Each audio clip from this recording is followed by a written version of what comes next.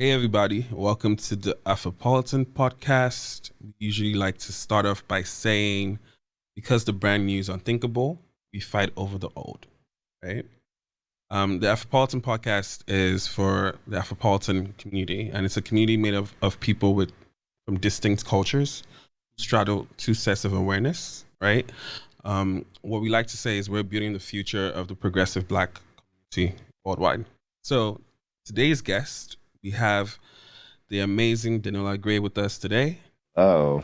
He's our second guest on episode 2 of the Afropolitan Podcast. So, Denola, welcome. For having me, Eche. Nice to meet you official. Well, again. Yeah, man. Yeah. I can't say the Eche who met you back then will be the Eche who'd be sitting with you. And likewise, right now, I mean, it was like more than 3 years ago. Then I'm a completely different person. Definitely. But let's dig into the journey, right? Could you tell our audience about Dénola Grey from where you were born and the transition to even move into America for school, and we can go from there. All right, cool. Well, my name is Denola. Adikbeton is my legal name. Don't like sharing that because of, me getting in trouble and not having that reflection. But yeah, Denola Adikbeton, born and raised in Lagos. My dad's from Ondo, my mom's from Ogun State. Here for 17, 18 years of my life. I went to Addisay College boarding school in Kwara State. So yeah, boarding school in Kwara State for 2 years. Yeah, that was like the most interesting 2 years of my life. How did you not get out of that? And I'll tell you why. How did I not get? I did get out of it eventually. Okay. Because it was 2 years. It was 2 years. Yeah, it's supposed to 6. But I think my parents thought I could use a bit more discipline because they thought I was, I guess, too proud or too uppity. But looking back, I was just expressing myself. It's not the people. Didn't leave, so Kwara tried to break me, but it didn't. Ha. The reason I say that, right? My parents tried to send me to Ogun State to Faith Academy. Okay. You know what that is? Covenant University. Yeah. And when we got there, they usually allow you to stay there for 3 days for orientation. So in those 3 days, they're taking you to church, they're giving you Holy Communion, doing the whole shebang. And you could tell that I remember when I wanted to pay for something, they said, oh, we don't use money, you have to use the school currency or something like that. And that affected my personal sense of freedom. So the last hurdle before you get into the school is an interview between you and the school. So we get there and we're talking to the interviewers, there are 3 of them. And I say to them, before anything, literally, my parents walk me into the door and then they have to leave. So they talk to me one-on-one. I tell them, I don't want to come to your school. The guys are like, wait, huh? I'm like, film me. Because if you let me into this school, I will destroy the school. Me? You know that person that you're like, I don't want this person to be in my school? It's me. That is film me. So at the end of it, we leave. And then my parents, later on, they found out I didn't get it. And then they were consoling me like, yo, it doesn't mean that you're not special. It doesn't mean you're not this. I'm like, yeah. And I'm crying. I'm like, yes, oh my God, no, this is crazy. But I feel like in those, I get the sense that maybe from as young as you've ever known yourself, you've had a sense of like independence. Yeah. I mean, I'm the middle child of 3 boys. So you kind of, they're putting all the attention to the first one. Yeah. And then the baby is like being the baby. And I was always kind of more reserved and quiet. So I pretty much spent a lot of time by myself. Yeah. Yeah, so I've always been kind of like self-sufficient in a lot of regards. Amazing family, very supportive, the best. My brothers are amazing. My dad's cool too. So I just wasn't suited for that situation. And I also got bullied a lot in primary school and in boarding school because I wasn't exactly the most masculine, or I didn't play sports. I found it easier to talk to the girls, just because I thought they were smarter, still do. And they were just kinder, But I kind of, went through 16 to 17 years of my life not really being able to fully connect with people, just because I didn't feel like we spoke the same language. Everyone was kind of made me feel like I was either not cool enough or not this enough or that not that enough. I just wasn't enough. You didn't fit in. I didn't feel like I was enough. And then I was like, screw y'all. I'm just gonna do my own thing. Yeah. It wasn't a huge trumpet blaring decision to be like, I'm going to be myself. It was a slow, gradual process of just being more comfortable in my own skin. So after Green Springs, I was there till 2006. I was like 16 years old when I graduated. I had like one more year before I could like actually start applying to university in America. So I did a year in Lagos. I went to Oxbridge A-levels.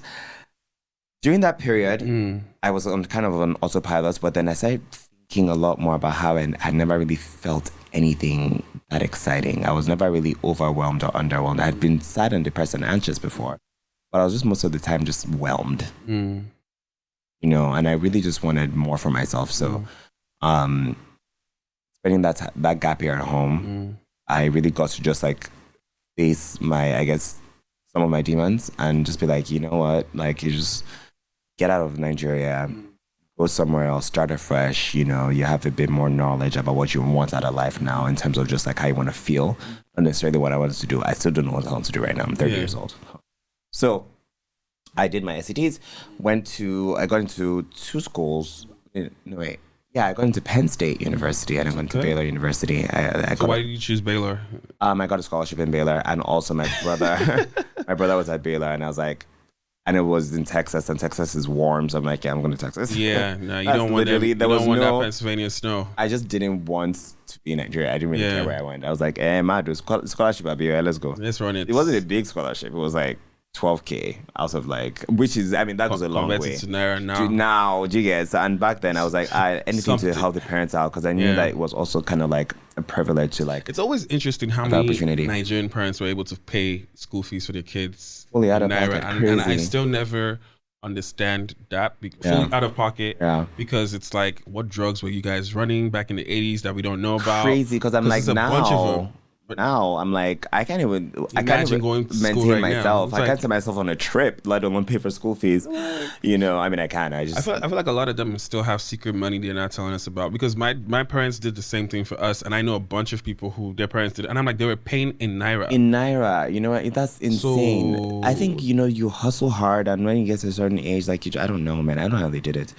It's definitely gotten worse since then. My kids don't have to do that YouTube scholarship. Okay, like be an autodidact.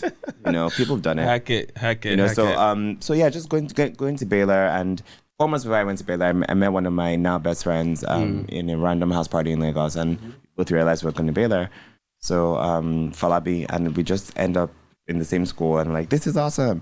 And so you already had a friend even before you got into the school. But that was the first time I actually had a best friend. So Sonia is that was after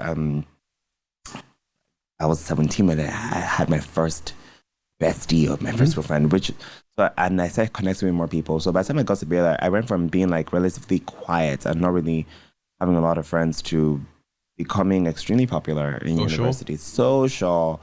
And then by sophomore year, I started dressing how I felt on the inside, which is a bit more, flamboyant and a bit more, fashion forward. Yeah. And by the end of college, there was an article about me in the school newspaper as Baylor's best dressed bear, because our mascot is a bear. So Baylor's best dressed bear. Ever. And I was like, yeah, you better give me my things. I was kidding, no. But yeah, it was the best 4 years of my life. I met so many amazing people. I came into my own more. I definitely became more confident. And then I still didn't declare, but I declared my major maybe in my senior year. Wait, what? Yes, I was just taking all my prerequisites. I'm like, I don't know what I want to do yet.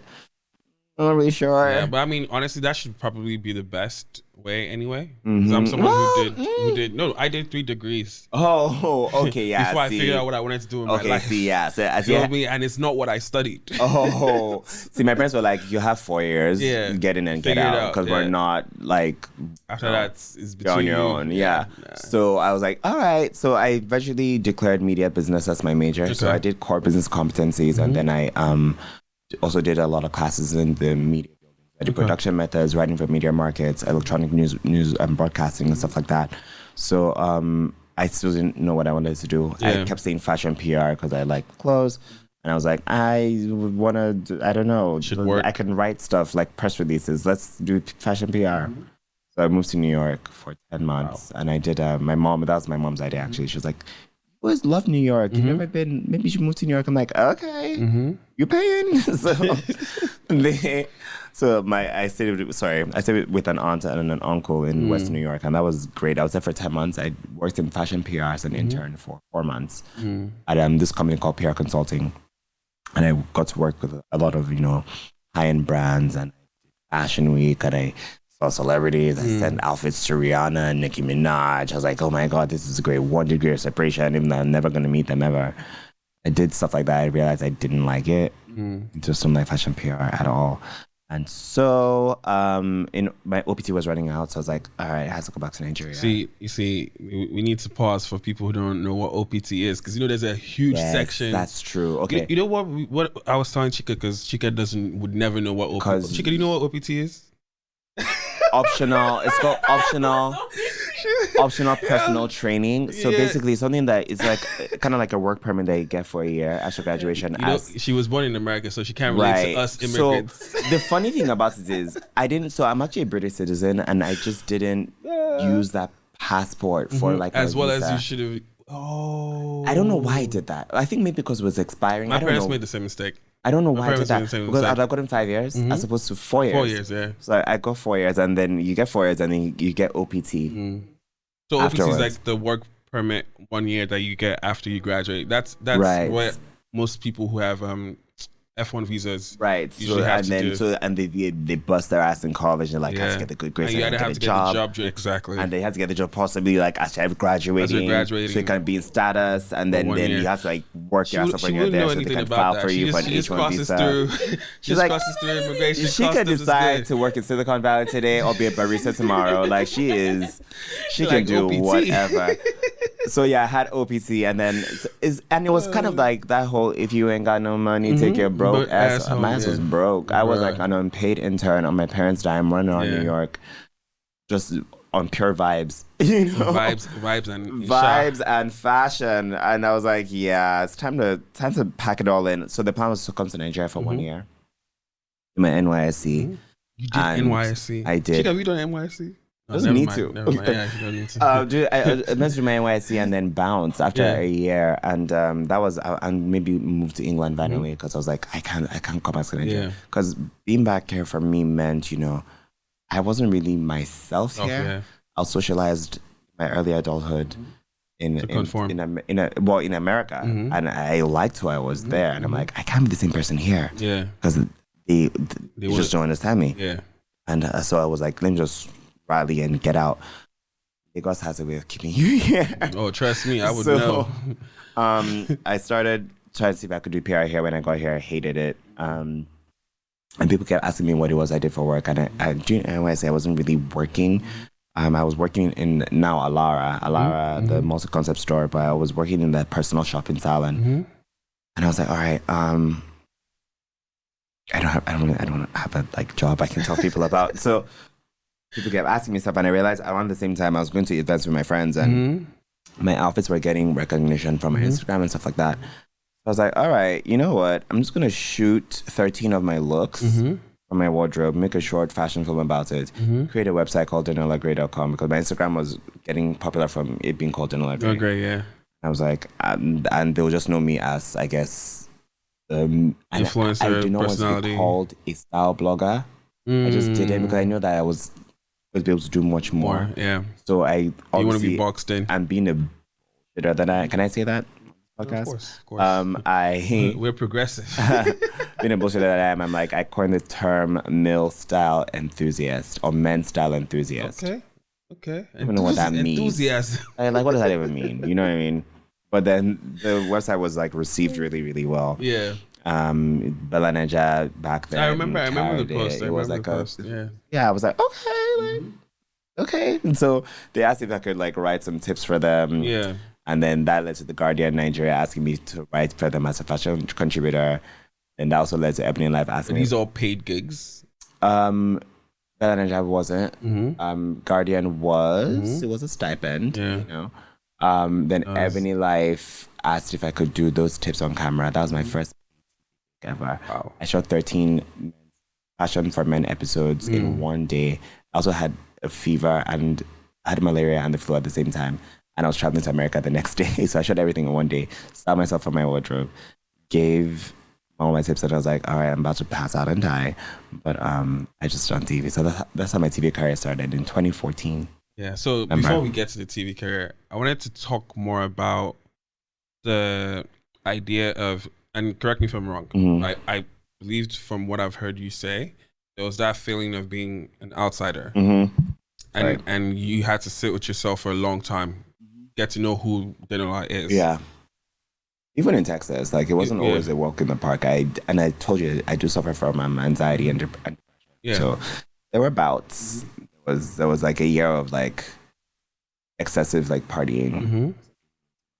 I need to chill. So what happens when the kid or teenager who used to be the outsider now transitions to being the ultimate insider? Do you still feel like an insider, or are there moments when you're like, is this the day when they'll feel like they don't fuck with me today? So there are moments like that? That definitely. So the thing is, I don't really think about it. I kind of just, I never even see, and I think that's something that we all do. We don't see ourselves the way other people see us. Yeah. So I do understand that I've been able to achieve a lot of awesome things in the past 7 years. Some of it, I look back, I'm like, how the heck did I pull that off? I don't see myself as a brand. I don't see myself as an insider or anything like that. I just see myself as me, and I'm just gradually evolving. And that does get a bit more attention, which is great. But I don't think I'm meant to be a famous person. I always say it because I just don't, I'm not built for it. I mean, by my nature, but I understand that it is what it is. And the more work I continue to do, it's going to increase the profile more. Now, do I feel like an insider? I've never, even up to now, I still don't feel as if I'm kind of just in my own, doing my own thing. People don't know where to still up to now put me. They want to pigeonhole me into a fashion box where they can, because they know I act. They know I did TV in the past. And they also kind of like put me in the writing box because I haven't written in a while. I'm also a fashion consultant as well. So it's kind of like, what do we do with Denola? And I'm like, you don't have to do anything. Just appreciate it. Just let me be. So then let's go to the first time, because you started acting. What was that transition like where you realized, and who were the people who also gave you the opportunity to act? First of all, shout out to Mo Abudu, Auntie Mo to me, as I call her. Auntie Mo. I'm a Yoruba boy. I have to add it in there, Auntie.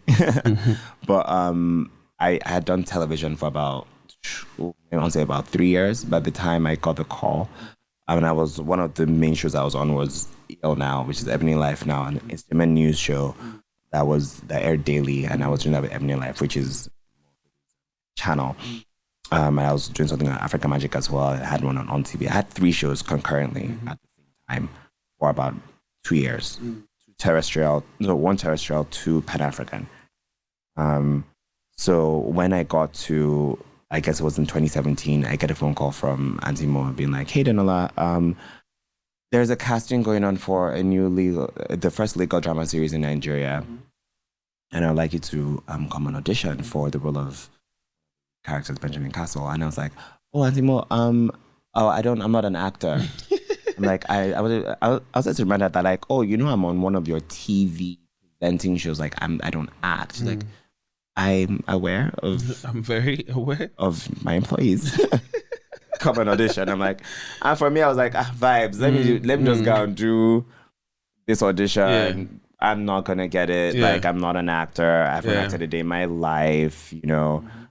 So I go for the audition. I see all the actors that I've seen in Nollywood there. I'm like, there's no way. There's no way. DOA now. But anyhow, let me just be able to tell my friends that I auditioned for something. Vibes. By this time, all my shows were cancelled. Had all been cancelled. Even including the TV presenting one? So 2017 was a very transitory year for me. I didn't know what I was doing. I was like, the plan was always like, I can still Japan, go to London, or like you always had that in your back always pocket. Because it's a fail safe, like worst comes to worst, because if I'm not hustling in Lagos, then what am I doing here? That's how I see it. But I was like, all right, you know what, let me just, but then I get that call, I go to the audition, and then I go back home, and then all of this, I go to my friend Adela. She's a fantastic actress, and Like, hey, Ade, because we're on EL now together. She's always been an actress. I'm like, hey, buddy, you want to teach me how to act?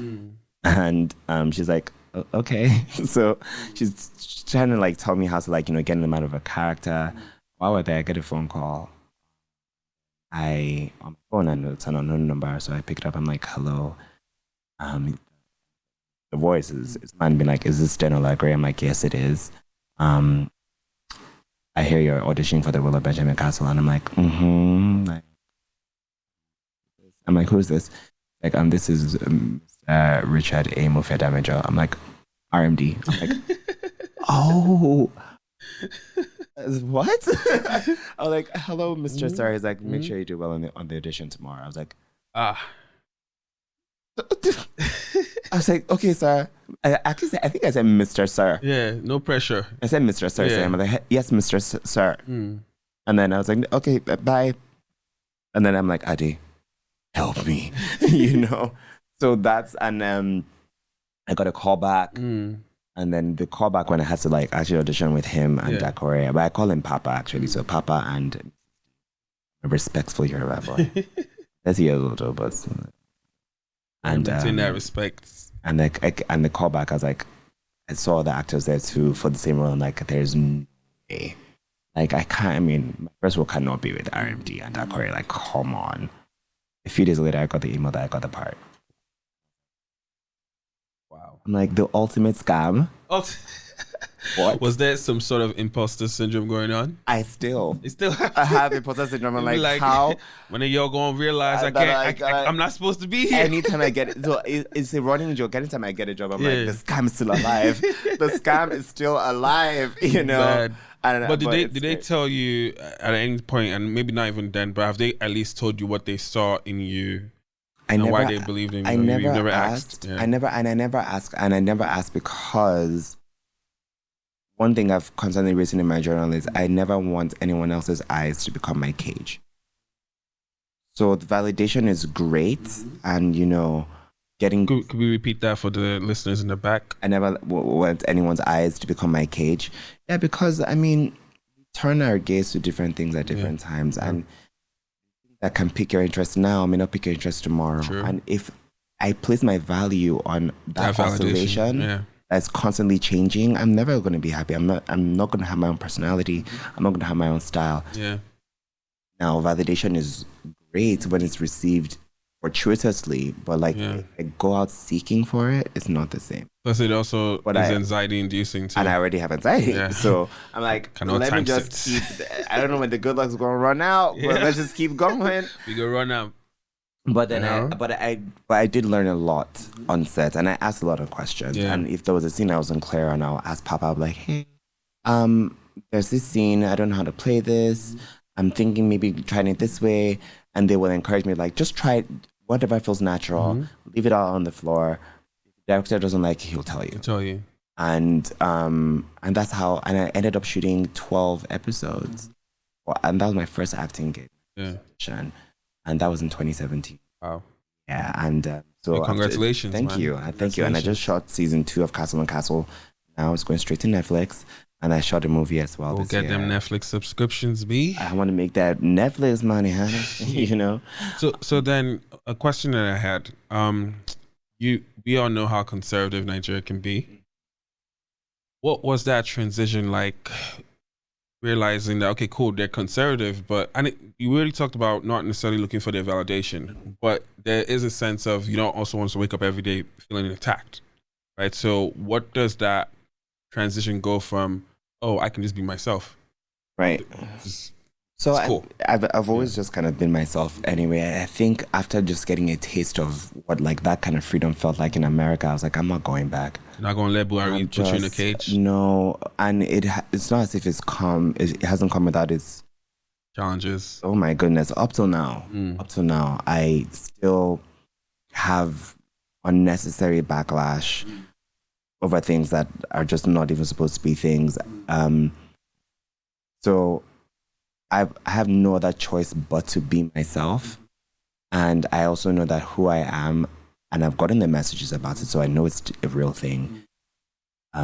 has helped other people express themselves more. Even in men's fashion across the board, I know, I get those messages that are like, oh, Denola has inspired me to start putting more color in my wardrobe, start trying new things with trad, more adventurous in my shoes.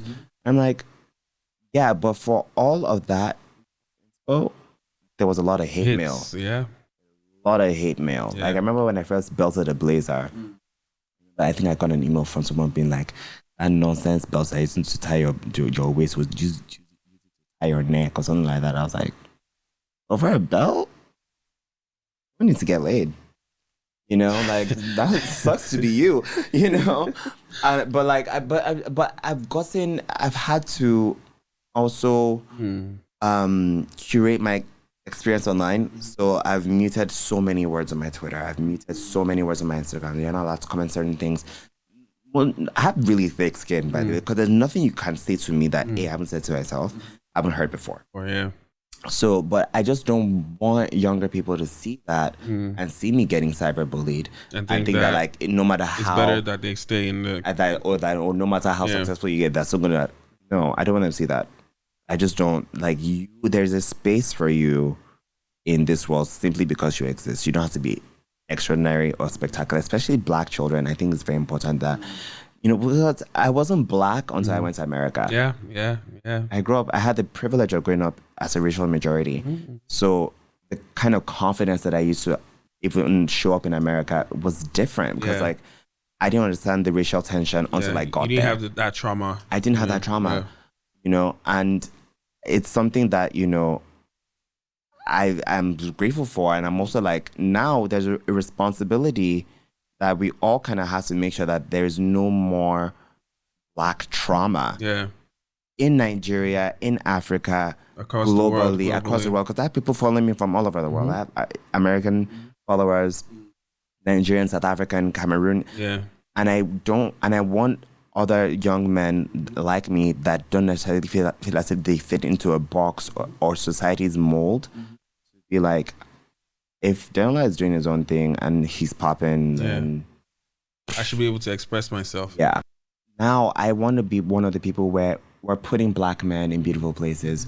We're showing Black joy. Softs. We're being creative. We're showing that we're expansive. Minus the fact that you have every single right to exist and thrive.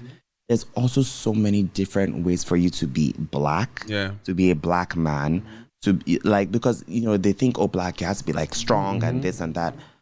No, you can be whatever you want, and it just all stems from that as well. You cannot let their eyes become your cage. Oof. So that's a quotable. So that's definitely like how I've navigated that. So. It's funny because one of the reasons why I loved the Year of Return was for the first time people came to Africa for the first trip.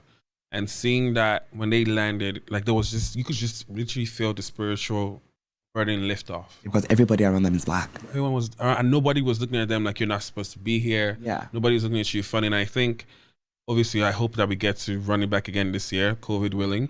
But it's interesting because I feel like I call myself somebody who lives on the bridge, right? Like I'm always in those situations where people are talking and I have to interpret for other people around me and then it goes back to being the only Black kid in that high school because there were so many things thrown at me without nuance. It was like, filter it out, figure it out, then regurgitate.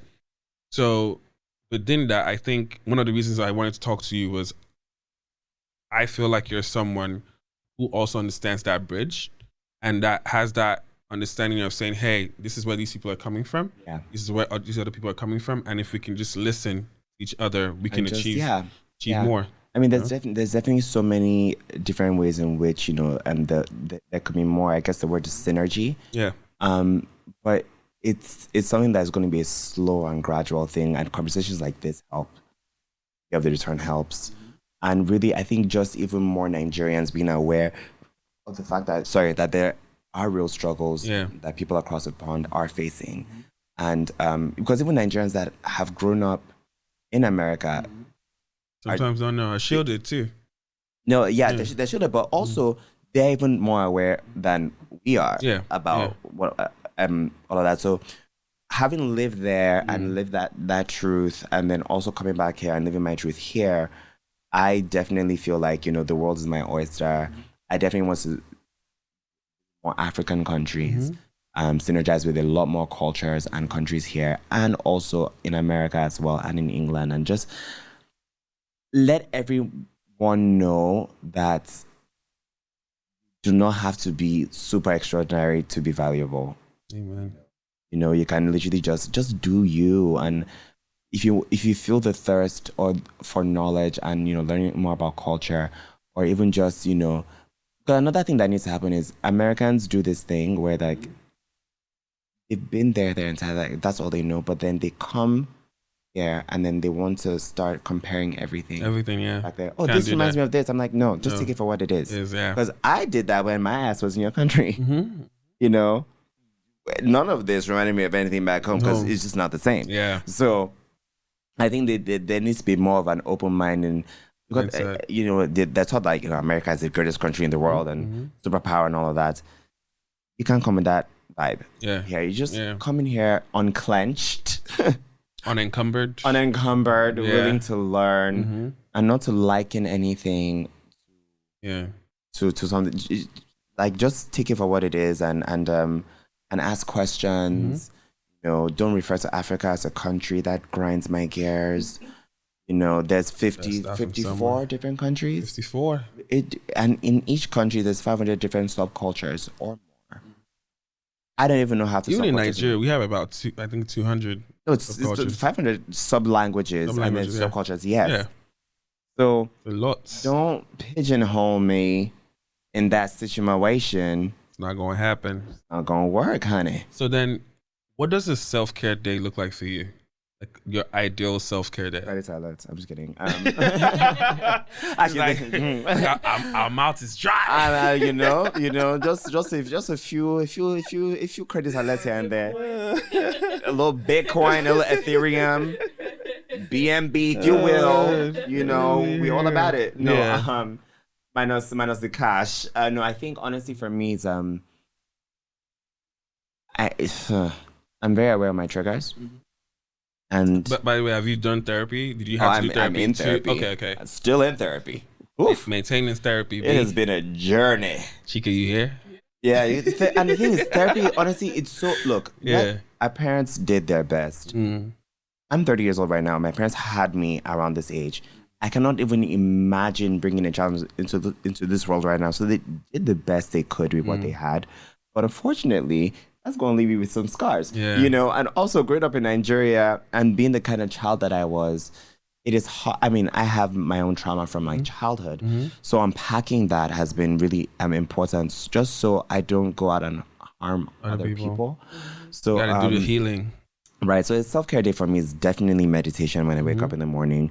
I have a regimented schedule now of working out Monday, Wednesday, Friday, high intensity workouts. Just keep it nice and tight. I didn't get that Hollywood body. I was bulking up before COVID, and then I had COVID and I lost everything. So I'm just trying to get back to it. So I've been doing that. If I'm in a space in which I'm creating, create a little bit, hang out with friends, shoot the shit, I guess, create content, chill at home. Are you more of your homebody? Definitely, because I get overstimulated in Lagos. By the time you're in traffic, there's horns. As you go to a place and people I don't wear masks anymore. I'm just like, I'd rather just be in my house. But once in a while, I'm like, you have to hit the streets. Streets nonsense. Streets is calling. Like, put these boots streets on. Is calling my name. Like, what's really good? You know what I mean? So, but self-care day is definitely meditation, just keeping it zen, quieting my mind, and then just being able to show up authentically from a more secure place, from a more mindful place. It's funny because obviously I had to do a little bit of research before we did an interview, and your birthday is August 13th. August 13th, yeah. My birthday is August 26th. Oh, so we're both 30, but you're a Leo and I'm a Virgo. You're Virgo. So you missed the best part. It could be argued that you missed the best part. So. You missed the best part. I mean, I love Virgos. Actually, some of my favorite people on the planet are Virgos. You guys are very... We be trying. Yeah, but then y'all also do this thing. Which thing? Y'all shut down. Oh my God. Let's not unpack Y'all it. shut down. Let's not unpack it. You know. Yes, but I that's think it's the also worst thing to do to overstimulation on us too, though. Of course, because we get overstimulated, and you're very maybe sensitive. there have been cues that we've been giving and that we need, and if it gets ignored, it's like, okay, time to shut down. So the thing is that the thing is that you can't do that to a Leo because like we are like when we're in it into you, even like, as friends, and the worst thing you can do is withdraw your attention and care from a Leo. They'll be like, what did I do? What happened? And because we might be like loud and like brash or whatever, but like we're softies. Big old puddles of love. Leos are also very, very loyal people too. 100%. I will cut a bitch for anyone. Like, be it my friends. Like, up to now, I had some of my friends. I'm like, hey, when you make up with someone that you've been fighting with, please let me know. Because I still have that same energy too. I'm still like, I'm not seeing them like talking to them. I'm like, oh, you guys are cool now. Oh, yo, what's up, man? You know? Now, I was telling Chika that like that's why I'm also very careful about letting people know when like your partner has upset you, because you might forgive your partner, but the person you tell is like on site. On site, like, like, and I have friends like that as well. My friends are fiercely protective of me as well, and I am with them too. And I don't play with my tribe because it took me so long to find them. To find them even and to because I didn't think I could connect with people, and having the friends I have right now, I'm just like, I am so lucky. I have so much love in my life. And I will go to bat for any of them. Awesome. So if you want to cross my friends or my boo, you know, wherever you are, amen.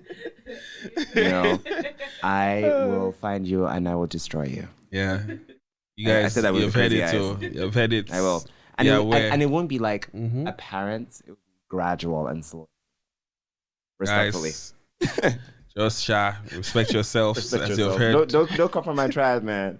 Well, yeah. Nah, but Denola, thank you for doing this, man. Having me. Thanks for having me. I feel like this is our first like ever extended conversation. I hope we can have more. 100%. You know, so thank you for doing this. I appreciate it. You're supposed to teach me how to become a worldwide guy. Don't worry. We got you. We're gonna do the LLCs and whatnot. Inks, you know, Incorporated, the whole shebang. No, that would be great. I definitely there's much to learn. Bro, because it's like I think, like I said, that bridge where you're reckoning. I think part of why I want to do this podcast is to have these sort of conversations that people can go listen to, and also if it helps them unlearn things to relearn. Yeah, we've done our work here. It's a lot of learning to be done. But thanks for doing this. I think it's such a great thing. And Chika, thanks for including me in this as well. Yeah, so I'm really honored. Again, guys, if you guys are tired of having producers all up in your videos, all up in your songs, dancing, come to Afropolitan. I'm crying. With that, we're signing off. Thank you.